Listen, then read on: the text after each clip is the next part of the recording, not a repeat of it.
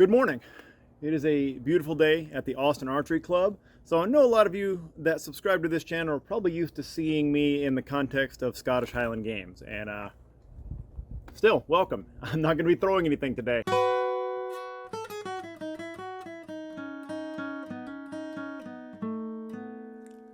This is my new thing. This is the thing that I'm into, the thing that I want to get good at. The next in my as I've jokingly said in the past, every 10 years I kind of go through a do whatever phase and I try to find the next thing that I get passionate about that drives me. And this is the thing right now. It's target archery, specifically 3D archery. So I'm going to talk a little bit about what that is, how you do it, what it looks like, what the equipment is, etc., etc. But mainly I want to create these practice logs so I can go back, look back through time and figure out where I was, create some context, learn as I go, use it as a training journal. And maybe anybody else that wants to do this sport, or at least has a passing interest, maybe they can look at my mistakes, my successes, they can get something out of it.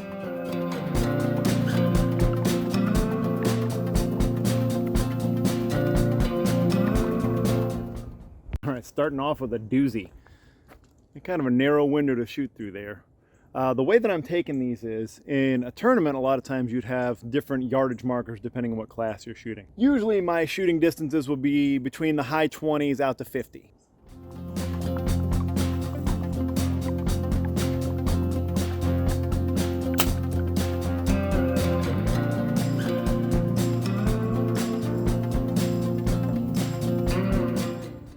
Opened up with a 12, can never be upset about that. We're going to find a little target that's in better condition, and I'll explain the scoring rings for people that aren't familiar with scoring 3D archery shooting.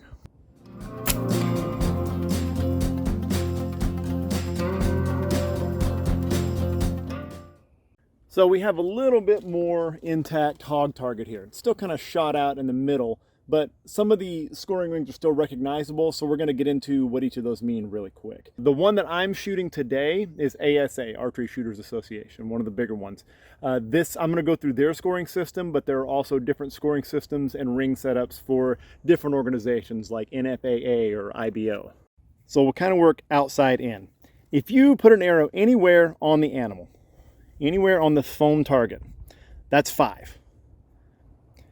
Now here we have what's called the vitals ring. That etched in ring right there. Anything inside that doesn't hit one of these other rings, but just generally inside this is an 8. Now this is just the insert. That doesn't count for anything. That's so they can replace the target insert when it gets shot out like this. So that one doesn't mean anything. But this big ring that's around the size of a saucer, like a small saucer, that's 10. That's the 10 ring. So anything in there is a 10. Now, inside that, there are 3 rings. You can see one up here. This is called the upper 12. And there's one down here that's the lower 12. It's a little bit shot out, but you can see the remnant of that ring. So those are your 12s. Now, to hit the upper 12, you have to call it before you shoot in competition. So in general, the active 12 is this lower one. So that's what I'm shooting at, unless I decide I want to try to hit an upper one. Like on a shootout target like this, probably better if I can see that. But I'm going to shoot probably lower 12 most of the day. In the middle, there's another ring in there, but that's just another indicator. That's a 10. If you go right in between and that middle one, in ASA, Archery Shooters Association, that would be a 10 also. Now, special ring up here is the 14. That's only available in shoot downs. When the top classes at the end of like a pro-am or a bigger competition go to a shoot down where like the top 5 people go and shoot against each other to determine the final podium places, then they activate this 14. In a normal round, this is not active. This would just be an 8.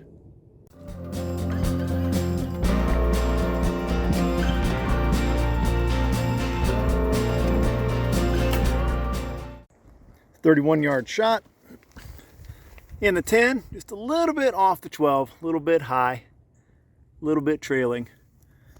Now this is a very cool shot. White ram down there, elevation change, slopes down fairly steadily, takes a little dive at the bottom, but there's this tunnel of trees, this overhang right here.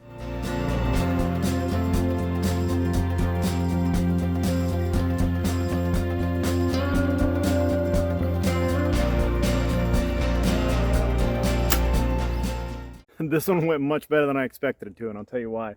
So if you can see, I'm in the 10 right there, in the center 10. 12's over here, fine, I'll be happy with it. But it's kind of hard to tell from here, but the angle of the arrow very clearly indicates to me that I had some sort of impact. I had a collision mid-flight, probably with the tree branches I was talking about. I wasn't sure if I could clear the tunnel. So my knock, the end of the arrow here, is kicked way over this way, and it's not in line with where I shot from. So even with that, I managed to get in the 10, and I'm pretty straight on, right in the middle of the 10. So again, you will hear no complaints from me for shooting a 10.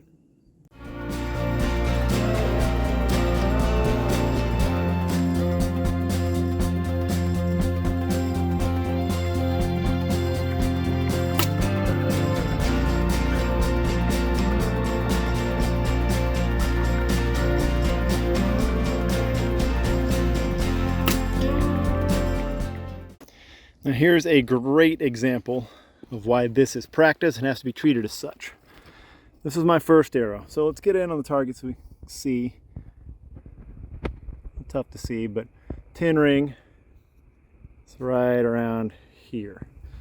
So this is the first arrow, and it was high because I did what I was talking about on an earlier target where I punched it. Instead of pulling through the shot and maintaining tension as I pulled, I punched it. I pressed the button. You can even see it when you go back and review that shot. Then my rear hand, my release hand just stayed still. So I punched it. I hit high. I just managed to pull the 10 ring. So it's a 10, but I didn't like the shot. So because it's practice, I took another one where I pulled through and the result was so much better. So this one doesn't count, but that's a great lesson.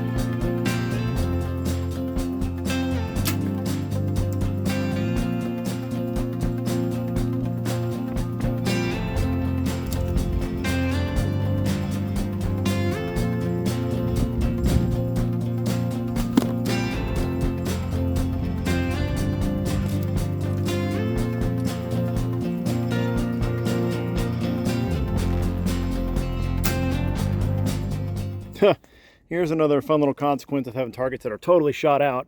I mean, you know, it's a public course. I'm not complaining. It's just, so this is after my shot. And I walked down, you know, I saw it impact through the sight and I heard it, but I don't see it. Oh, it almost passed all the way through. Pretty sure it's in the 10 though.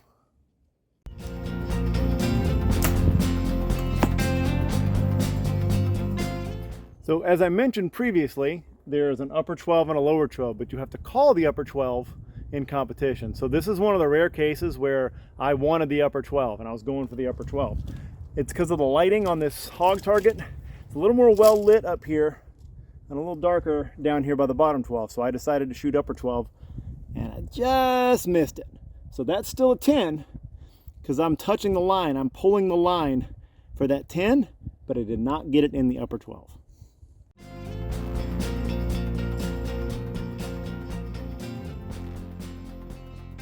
So I'm through 10 targets right now and no misses outside the 10s, no 8s, no 5s. So shooting really well, really happy with how things are feeling overall. And there's a couple things I'm working on that when I put a little bit of effort and focus on them, they're working. Now the stuff you see me pulling out and pointing down range and looking at. The first thing is a rangefinder. This is a laser rangefinder like you use for shooting or you use for golf. Bounces the laser back, tells you how many yards away it is.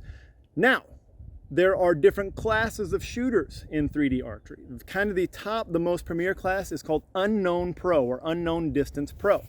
So the skill in that is that they don't get to know the distance they're shooting. They can't use a rangefinder. Nobody's telling them what the distances are for things. Just below that, in terms of, again, prize payout, in terms of attention, is the Known Pro class. And that's where you get to use a rangefinder. I started this whole journey going unknown pro, and that's still the goal. I want to be able to judge distance and shoot. So I've been doing that for several months, almost a year now actually, judging distance and shooting that way. However, sometimes I bring the rangefinder out with me to measure my distance. So I can take, because kind of you're learning two skills, you're learning two sports at the same time. You're learning how to judge distance with just your eyes and cues on the ground or, you know, in foliage, everything like that. And then you also have to execute the shot. So those are two skills that you're combining into one giant skill set.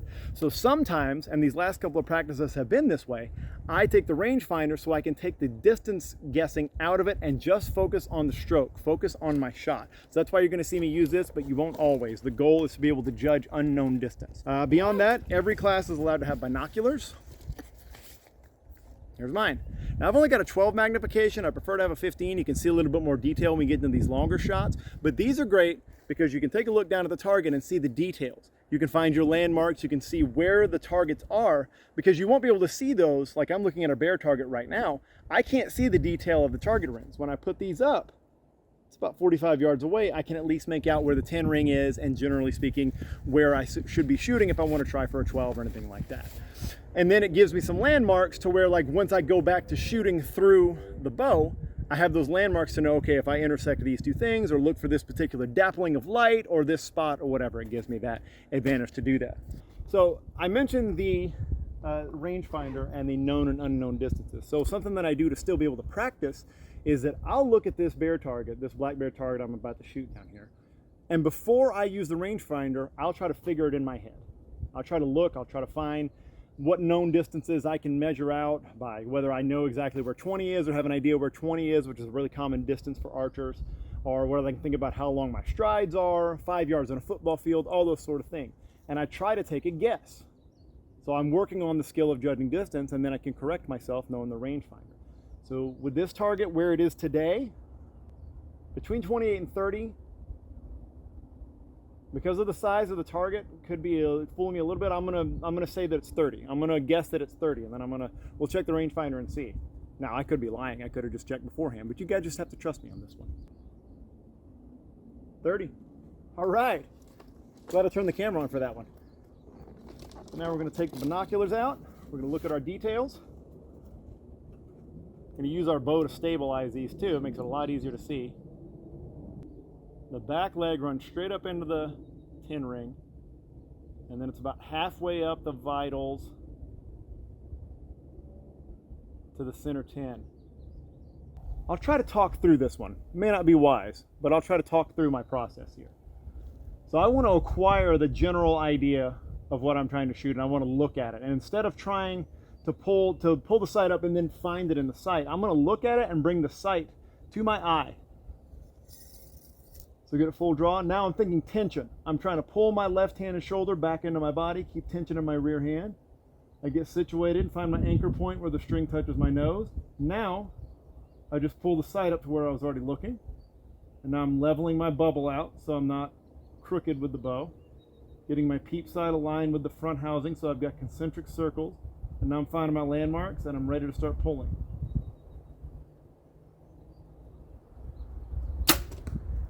Let's take a look. Okay, so as we've talked about, here's my 10 ring. There's my arrow. So I'm leading more than I wanted to, meaning I'm towards the front of the animal. But if you look very closely, you can see that my arrow is just touching that line. Now this is a kind of a shot out target. It's a lot clearer on fresh targets. But you can see that I'm just inside that line. So if I push here, you notice how the foam is pliable and that line sort of gets pulled in, sucked in by the arrow, the cavity the arrow creates.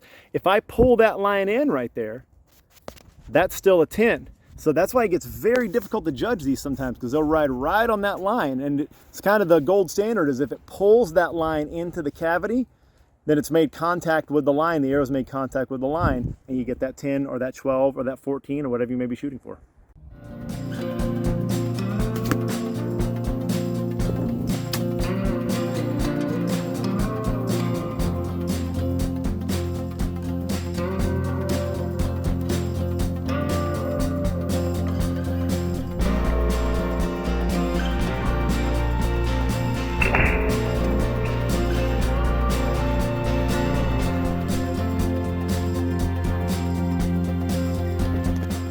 So on that last uphill black bear, a tree limb struck my arrow mid-flight. Arrow was probably headed to the higher half of the 10 ring, but the limb strike knocked it down into the 12. So as the saying goes, I would much rather be lucky than good.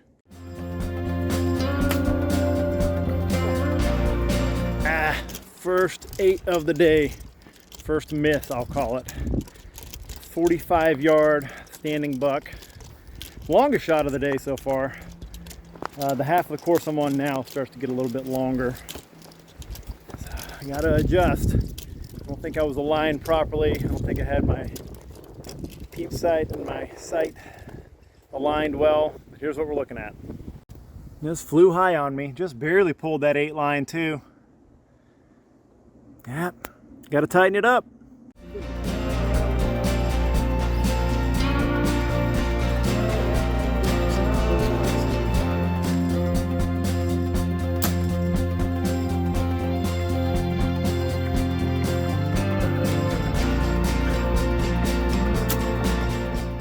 Yeah, another unfortunate miss. High again. Getting tired. Because of time constraints, this has to be my last target, and that'll be 20 for the day.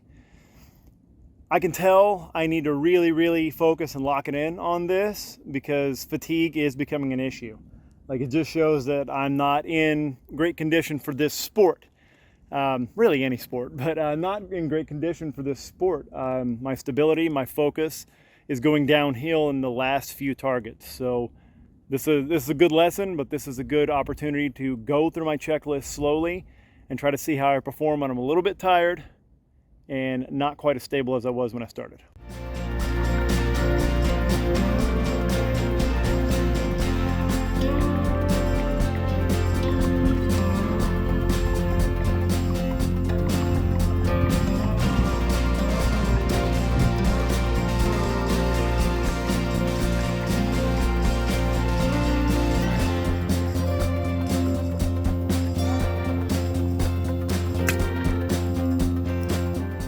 I think I got away with one right there. Still hitting high, and I gotta examine why that's happening. Overall, pretty good round. I guess I gotta do some math now.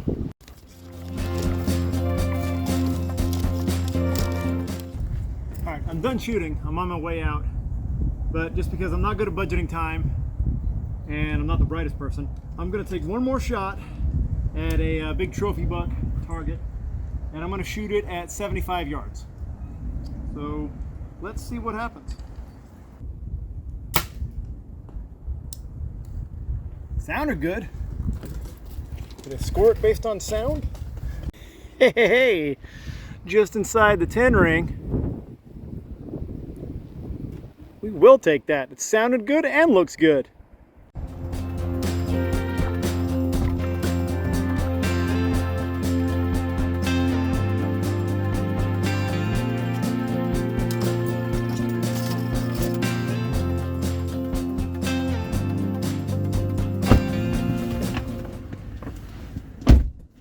Mathematics completed. I shot a 208. So that's 208 out of a possible 240. If you shoot 12s on every single target for 20 targets, you shoot a 240. That's the best round of 20 I've ever shot. So I guess I'm gonna have to take you guys along with me every single time I do this now.